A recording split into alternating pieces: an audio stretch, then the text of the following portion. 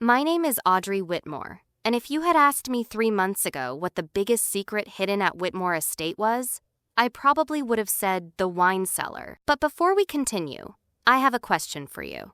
Have you ever discovered something about someone you loved that completely changed the story you believed for years? If you have, let me know down in the comments. I read every single one. And if stories about love, loss, betrayal, and the hidden truths that shape our lives resonate with you, don't forget to like this video, subscribe to Wounds and Wonder, and share it with someone who loves a good mystery. Now, where was I? Oh yes. The place had secrets everywhere. Old houses usually do, especially ones that have stood for more than a century. Whitmore Estate sat on nearly 200 acres of rolling countryside, surrounded by oak trees, winding creeks, and memories that seemed to linger in the air long after the people who made them were gone. My grandmother, Josephine Bellamy, had lived there almost her entire life. She inherited the estate when she was young. The money, the land, the responsibility, all of it. What she didn't inherit was much family. By the time I was born, most of her relatives were gone, leaving behind only photographs, stories, and empty rooms. For years, she maintained the property by herself. But age catches up with everyone, even the strongest people. And eventually, the estate began falling apart faster than she could keep up with it. Therefore, when she finally asked for help restoring the place, I packed my bags and came home. At first, the work was exactly what you'd expect. Peeling paint, leaking roofs, broken fences. Nothing exciting, nothing mysterious. Just long days, sore muscles, and enough dust to fill a small country. Then, one afternoon, everything changed. I was working inside an abandoned carriage house near the edge of the property. The building hadn't been used in decades. The wooden floor groaned beneath every step. Sunlight slipped through cracks in the walls. The entire structure felt like it was one strong wind away from collapsing. I was carrying a stack of old boards when I heard a sharp crack beneath my feet. Before I could react, part of the floor gave way. One of my legs dropped through the rotten wood. I caught myself before falling completely. After a few choice words that would have made my grandmother blush, I started clearing away the broken planks. That's when I saw it. A small metal box, hidden beneath the floor, covered in rust, buried beneath layers of dirt and time. At first, I assumed it was some forgotten toolbox. Maybe old property records. Nothing unusual. But curiosity has a way of getting the better of me. So I pried the lid open. Inside were letters, dozens of them, carefully bundled together with fading twine. The paper had yellowed with age. The envelopes were dusty. But what struck me immediately was something else. Every envelope had the same name written on it. Josephine Bellamy. My grandmother. I stared for a moment, confused. Then I noticed the signature. The sender. The same name appeared on every single envelope. Calvin Ashford. I knew that name. Everyone in town knew that name. Calvin Ashford was the man my grandmother never spoke about. The man who disappeared before their wedding. The man she always said abandoned her. The man nobody ever saw again. My hands suddenly felt cold. I picked up the first envelope. The seal had never been broken. Neither had any of the others. 40 years. And nobody had ever opened them. Carefully, I unfolded the first letter.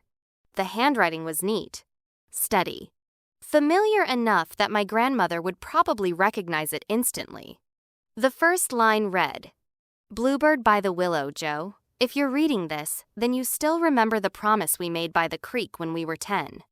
I read the sentence twice, then a third time, because one question immediately lodged itself in my mind. If Calvin Ashford had really abandoned my grandmother, why was he still writing to her? I didn't sleep much that night. The letter sat on my bedside table, and every time I closed my eyes, I found myself reading that first sentence again. Bluebird by the Willow, Joe.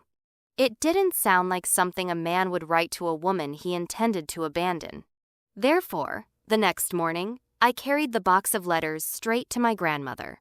Josephine was sitting on the back porch overlooking the eastern fields, a cup of coffee resting in her hands.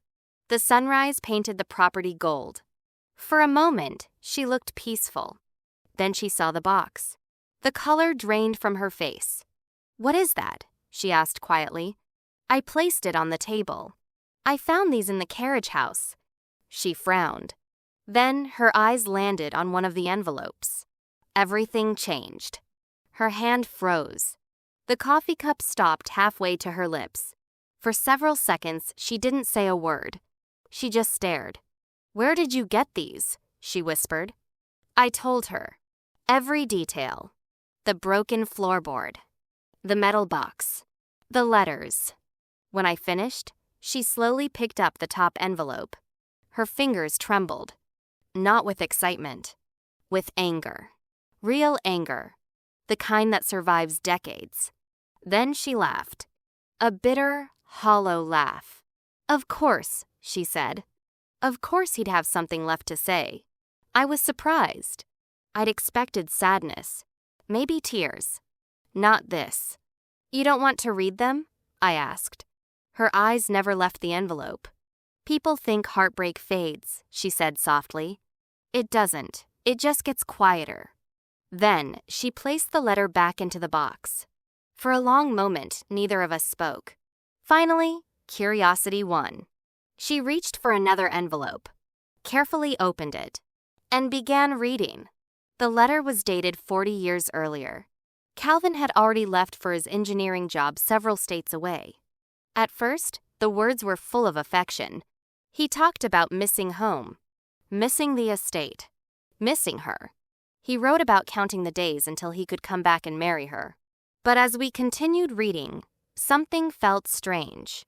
Calvin mentioned phone calls that never happened, letters he never received, questions Josephine apparently never answered. My grandmother frowned. "I answered those," she said. I looked up. "What?" "I answered every one of them." She pointed at the page. "He says I never wrote back." Her voice grew quieter. But I did. For the first time, uncertainty appeared in her expression. Then we reached the final paragraph. The handwriting remained steady. The words did not. One sentence stood alone, underlined, almost as if Calvin wanted to make sure it couldn't be missed. "I think Ambrose knows." Josephine stared at the words, then immediately shook her head. No. But even she didn't sound convinced. And for the first time since finding the letters, I realized this wasn't a story about a man who disappeared. It was a story about something that had been hidden. The question was, what exactly did Calvin think Ambrose knew? The more I thought about that letter, the less sense it made. If Calvin had abandoned my grandmother, why was he worried about Ambrose? And if Ambrose had nothing to do with it, why did his name keep appearing in the letters? Therefore, a few days later, I started digging. The local library kept old newspaper archives on microfilm, and I spent most of an afternoon scrolling through articles from the year Calvin disappeared. At first, I found exactly what I expected. Almost nothing. A brief mention. A few paragraphs. A missing local man. Possible runaway.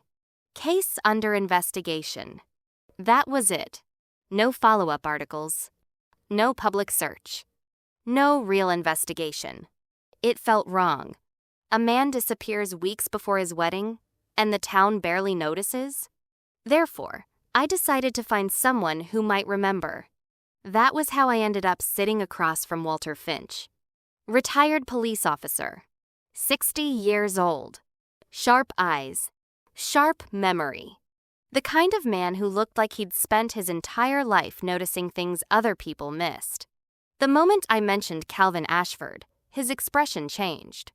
Not surprise. Recognition. "That's a name I haven't heard in a long time," he said. I explained about the letters. The hidden box. The questions they raised. Walter listened without interrupting. When I finished, He leaned back in his chair. "I worked that case," he said. My stomach tightened. "What happened?" He was quiet for several seconds. Then he sighed. "The investigation lasted 3 days." 3 days? He nodded. "Then my superiors ordered me to close it." I stared at him. "Just like that?" "Just like that." The answer bothered me. Because people don't simply stop looking for a missing man after 3 days. Especially not one who was about to be married. Walter seemed to read my thoughts. "I didn't believe it either," he admitted. Calvin had a career waiting for him, a wedding planned. People like that don't usually vanish without a reason. For the first time, I saw something else in his eyes. Guilt. The kind carried for decades. "I should have pushed harder," he said quietly. "But I didn't." The room fell silent. Then I asked the question that had been sitting in the back of my mind since finding the letters. Who was the last person known to see Calvin alive? Walter looked down at the table. Then back at me. His answer came almost immediately. Ambrose Clark. My heart skipped. Because suddenly the sentence from Calvin's letter didn't feel like a mystery anymore.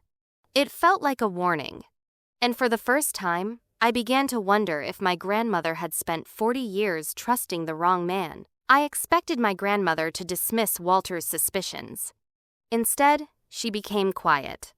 The kind of quiet that settles over a room when someone begins questioning something they've believed for years. For the next few days, we continued reading Calvin's letters. One after another. At first, they felt like snapshots of a relationship struggling against distance.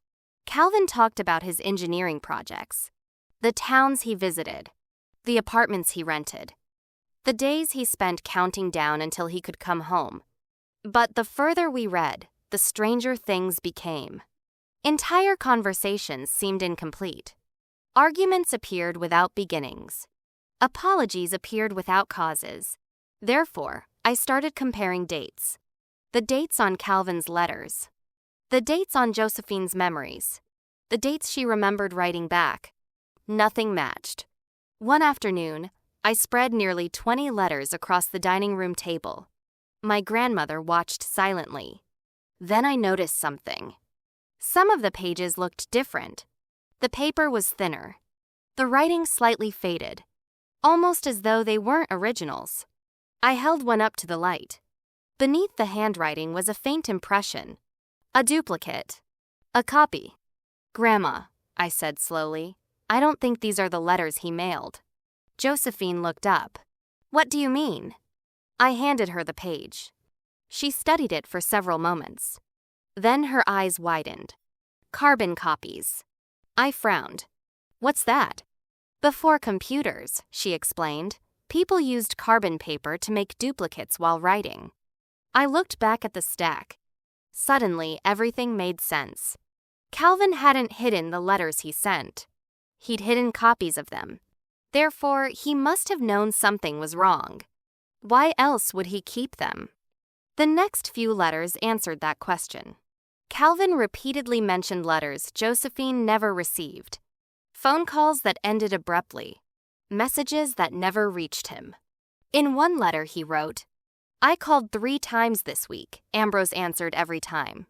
My grandmother's face tightened. Ambrose used to answer calls when I was working around the property. The room grew still. Another letter. Another strange sentence. Then another. A pattern was beginning to emerge. Not coincidence. Interference. Someone had been standing between them. And the closer Calvin came to realizing it, the more desperate his letters became. Finally, near the bottom of the stack, we found one dated only weeks before his disappearance. The handwriting was hurried, uneven, almost frantic. The final line had been underlined twice. "I'll tell you everything when I get home." Josephine stared at those words for a very long time. Then she whispered something I wasn't sure she meant for me to hear. What if he was trying to? And for the first time, neither of us was asking whether Calvin had left. We were asking what he had discovered before he came back. After reading Calvin's copies, something changed inside my grandmother. Not completely. She wasn't ready to forgive him. Not yet. But the certainty was gone. For 40 years, Josephine had believed Calvin abandoned her. Now, for the first time, doubt had entered the story. And doubt has a way of pulling on loose threads. Therefore, I started looking into Ambrose. At first, I wasn't even sure what I was looking for. A connection. A motive. Anything. Because suspicion alone wasn't enough. I needed facts. The problem was that Ambrose Clark had spent decades building a reputation as one of the town's most respected businessmen. People trusted him, admired him. Some even credited him with saving his family's company. But the deeper I dug, the less impressive that success looked. Public records told a different story. One filled with loans, debt, financial restructurings, businesses that should have collapsed but somehow survived. Therefore, I asked Walter Finch for help. A week later, he arrived at the estate carrying a thin folder. His expression wasn't encouraging. "It's worse than I thought," he said. We sat at the dining room table while he spread documents across the wood. Bank statements, property transfers, corporate filings.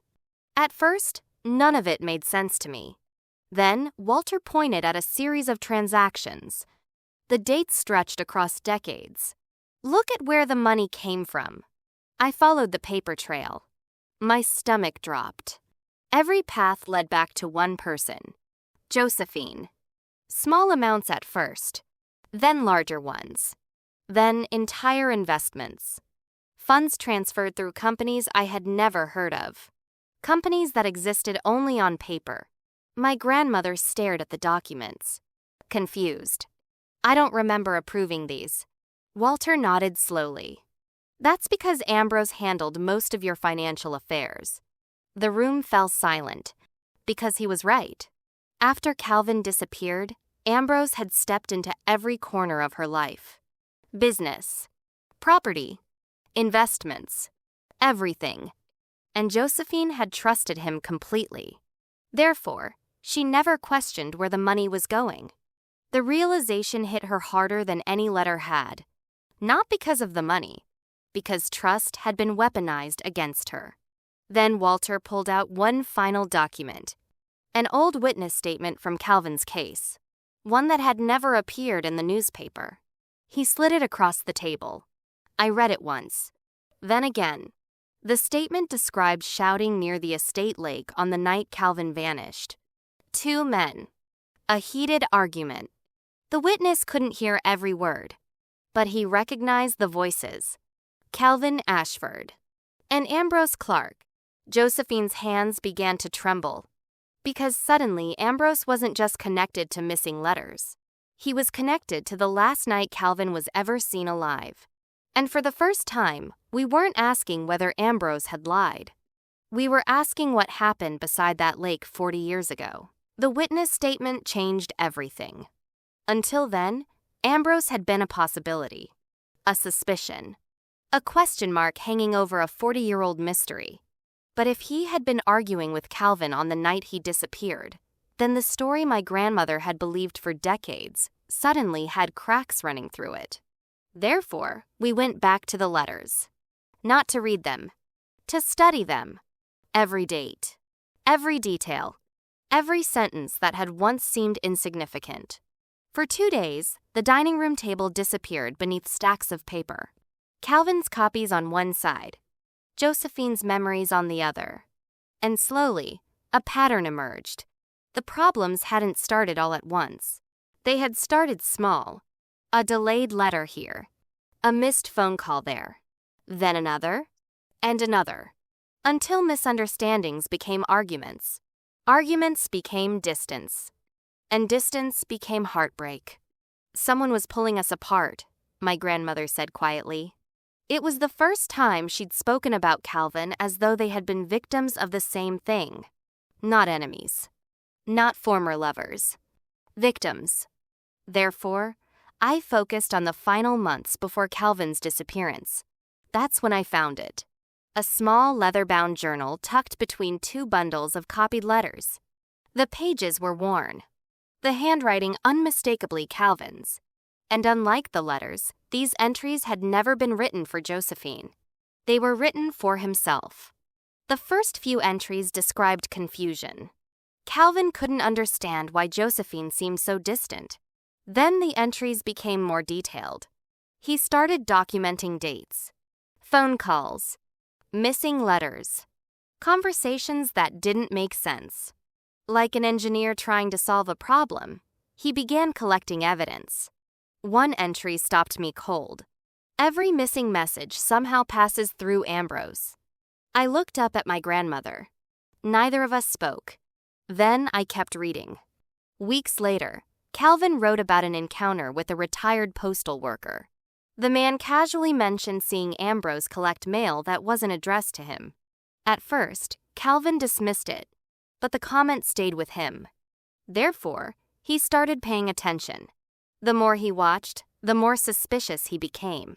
Eventually, doubt overcame loyalty, and that led to the entry that changed everything. The writing was hurried, uneven, as though Calvin had written it immediately after returning home. Tonight I went to Ambrose's estate. My pulse quickened. The next lines were even worse. Calvin described entering through a side door after seeing the house sit empty for hours. He searched only long enough to confirm his suspicions, but what he found shattered him. A locked desk, a hidden compartment, dozens of letters. Letters addressed to Josephine. Letters he had personally mailed. Some unopened. Some already read. Some dating back years. And beneath them were notes. Phone messages. Reminders. Records. Proof that Ambrose had been intercepting their communication for a very long time. I could almost feel Calvin's disbelief bleeding through the page. Because the man responsible wasn't a stranger. It wasn't some jealous rival. It was his best friend. The final entry on the page was underlined twice. I'm taking the evidence home. Josephine deserves the truth. My grandmother stared at those words. Tears gathered in her eyes. Because for 40 years, she'd believed Calvin ran away. But according to his own journal, he had come home for exactly the opposite reason. He had come home to fight for them. The question was whether he ever got the chance. For a long time after reading Calvin's journal, neither of us spoke. My grandmother simply sat there staring out the dining room window, not at the fields, not at the trees, at something 40 years away, a memory. Eventually, she broke the silence. I remember that night. Her voice was barely above a whisper. I turned toward her. What do you remember? She closed her eyes. And for the first time, she told me, not the version she'd repeated for decades, the real memory, the one she'd buried. Calvin had returned unexpectedly. No warning, no letter announcing he was coming home, just a message asking her to meet him at the lake. The same lake where they had spent countless summers as children. The same lake where they had once talked about marriage. But by then, Josephine was angry. Years of missed calls, missing letters, broken promises. Or what she believed were broken promises. Therefore, she arrived ready for a confrontation. Not a reunion. I thought he was finally coming home to explain why he'd been abandoning me, she said. The pain in her voice was unmistakable. Because at the time, she truly believed it. Calvin was already waiting when she arrived. According to Josephine, he looked exhausted, worried, desperate, as though he had been carrying something heavy for a very long time. The moment she reached him, he tried to speak. But Josephine never gave him the chance. She unleashed years of hurt all at once. Every unanswered letter, every missed call, every lonely night, every promise she believed he'd broken. Calvin kept trying to interrupt, trying to explain, trying to show her something. But she wouldn't listen, because pain rarely wants explanations. Pain wants someone to blame. Then Ambrose appeared. My grandmother's eyes opened, the memory clearly becoming sharper. He wasn't supposed to be there. she whispered. At first, she thought Ambrose had simply come looking for her. Instead, Calvin's expression changed the moment he saw him. The desperation became anger. Real anger. The kind Josephine had never seen in him before. Calvin pulled a bundle of papers from his jacket. Letters. Evidence. Proof. He started accusing Ambrose. Intercepted mail. Manipulated phone calls. Years of lies. The world Josephine thought she understood suddenly stopped making sense. Therefore, she became overwhelmed.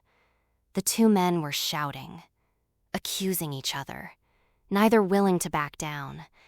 And instead of staying, she walked away. "I thought they were fighting over me," she said. A tear slid down her cheek. "I didn't know they were fighting for the truth." The room fell silent, because we both understood what came next. Josephine never heard the rest. She never saw what happened after she left. She never learned whether Calvin managed to explain everything. All she knew was that by sunrise, he was gone. And for 40 years, she had lived with that version of events. But now we knew something different. After Josephine walked away from that lake, Calvin and Ambrose were left alone. And whatever happened next was violent enough to erase a man from the world. The only question remaining was whether Calvin died there that night, or if somehow, against all odds, he survived long enough to leave behind one final message. For 2 days after my grandmother shared her memory of the lake, neither of us touched the letters. Some truths are heavy, and once you pick them up, you can't put them back down. But eventually, we returned to the evidence. Because if Calvin had survived the fight, even briefly, then somewhere among the letters, he must have left an answer. Therefore, we began searching through the final bundle hidden inside the metal box. The pages looked different from the others. The handwriting was rougher, less controlled. Several corners were stained brown with age. At first, I thought it was dirt. Then I realized what it actually was. Blood. My stomach tightened. Because suddenly these weren't just letters. They were the final hours of a dying man. The first note began abruptly. No greeting. No date. Just a sentence. Ambrose ran. My grandmother covered her mouth. I continued reading. Calvin described waking beside the lake after the attack. His head was pounding. Blood covered his shirt. For several moments, he couldn't remember what had happened. Then the memory returned. The argument. The evidence. The fall. And worst of all, Josephine walking away before hearing the truth. That realization seemed to hurt him more than the injury itself. Because according to the letter, the last thing she believed was that he had betrayed her. Therefore, instead of trying to chase after her, Calvin made a different choice. He chose to protect the truth. The next letters revealed what happened over the following hours. Using what little strength he had left, Calvin gathered every piece of evidence he could find.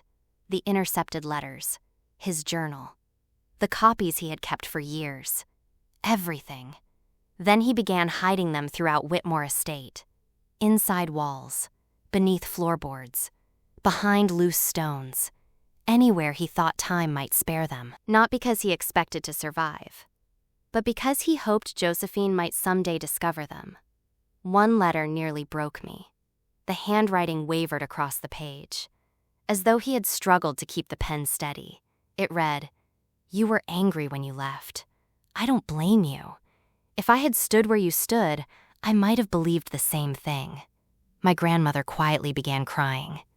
Not loudly, not dramatically, just silent tears slipping down her face. Because Calvin wasn't angry. He wasn't blaming her.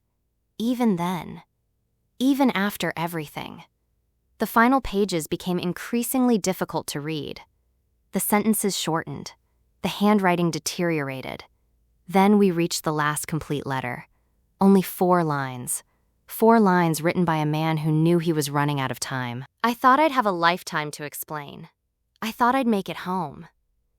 If you ever find this, know that I tried. The room fell silent. Because for the first time, we understood what had really happened. Calvin hadn't disappeared. He hadn't run away. He had spent his final hours making sure the truth would survive him. But one question still remained. If Calvin died that night, who found his body before sunrise? The answer arrived sooner than any of us expected. 3 days after we finished reading Calvin's final letters, Walter Finch called. His voice sounded different, heavy, resolved. "There's something you both need to hear," he said. An hour later, he was sitting in my grandmother's living room. And he wasn't alone. Ambrose Clark sat across from us. For the first time since I had known him, he looked old. Not physically. Defeated. As though 40 years of carefully maintained lies had finally become too heavy to carry. Nobody spoke at first. Then Walter placed a folder on the table. Inside was everything. The witness statement. The financial records. The intercepted letters. Calvin's journal. Every piece of evidence we'd uncovered. One by one. Like stones building a wall. A wall Ambrose could no longer climb over. Therefore, for the first time in 40 years, he stopped denying it. The confession began quietly, almost casually, which somehow made it worse. He admitted intercepting the letters. He admitted answering phone calls meant for Josephine. He admitted allowing misunderstandings to grow because every argument pushed Calvin further away. At first, he claimed he only wanted a chance with her. But jealousy became obsession. And obsession became something far uglier. Then came the truth about the business. The company had been collapsing long before Calvin returned. Debt after debt. Failure after failure. Therefore, Ambrose became dependent on Josephine's wealth. If Calvin married her, he would lose everything. The woman he wanted. The future he imagined. The money keeping his family's business alive. So when Calvin discovered the truth and confronted him, Ambrose panicked. The fight by the lake happened exactly as Calvin described. One shove. One fall.